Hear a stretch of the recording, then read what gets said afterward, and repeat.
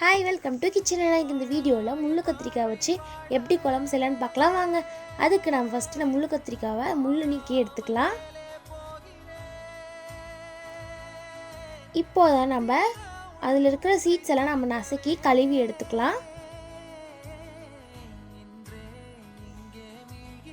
இப்போ ஒரு பாண்டில் தேவையான அளவு எண்ணெய், கடுகு, சீரகம், வெந்தயம், மிளகு,